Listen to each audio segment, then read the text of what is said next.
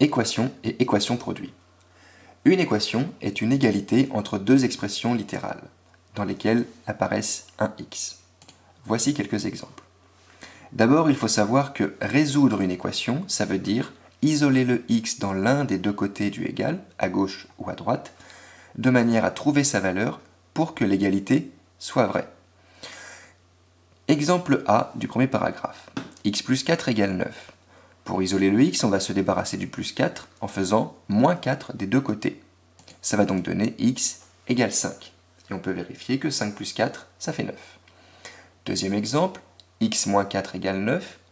Pour isoler le x, il faut se débarrasser du moins 4 en faisant plus 4 des deux côtés du égal. Ça va donc donner x égale 13.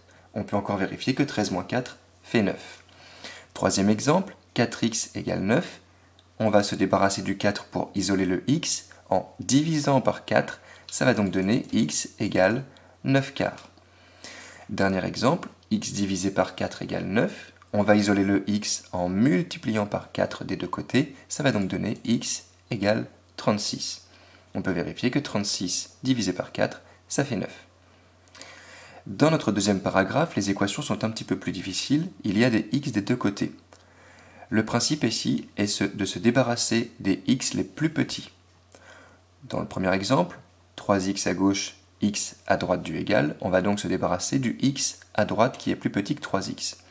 Pour se débarrasser du x, il suffit de faire moins x. On va donc faire ça des deux côtés du égal et obtenir ainsi 2x plus 2 égale moins 4. L'objectif étant toujours d'isoler le x, on va maintenant se débarrasser du plus 2 en faisant moins 2 des deux côtés du égal. On va donc obtenir 2x égale moins 6. Puis enfin, en divisant par 2 des deux côtés, on obtient x égale moins 3. On a bien isolé le x et trouvé sa valeur. Dans l'équation de droite, moins 5x plus 5 égale 3x moins 11, il faut ici se débarrasser du moins 5x qui est plus petit que 3x. Pour se débarrasser de moins 5x, on va faire plus 5x. On va le faire des deux côtés et obtenir ici 5 égale 8x moins 11. Toujours pour isoler le x, on va maintenant se débarrasser du moins 11 en faisant plus 11 des deux côtés. Et on obtient 16 égale 8x. Enfin, pour isoler le x, il faut se débarrasser du 8. On divise par 8 des deux côtés et on obtient 2 égale x. X est bien isolé à droite du égal. Dernier paragraphe, dernier type d'équation, ce sont des équations produits. Parce que ce sont des équations sous la forme d'une multiplication de deux termes qui vaut 0. On a déjà appris, il y a quelque temps, que la multiplication de deux choses donne 0 lorsque l'une des deux choses est 0. Ça veut donc dire que dans le premier exemple, pour que x moins 2 fois x plus 3 soit égal à 0, il faut que x moins 2 soit égal à 0, ou bien que x plus 3 soit égal à 0. Ces deux petites équations sont alors très simples à résoudre. Il suffit pour la première de faire plus 2 des deux côtés, ça donne x égale 2. Et pour la deuxième de faire moins 3 des deux côtés, x égale moins 3.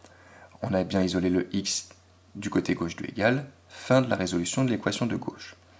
Pour celle de droite, même principe, 2x plus 4 fois x moins 3 égale 0, c'est une équation produit, et ça veut dire qu'il faut que 2x plus 4 soit égal à 0, ou bien que x moins 3 soit égal à 0.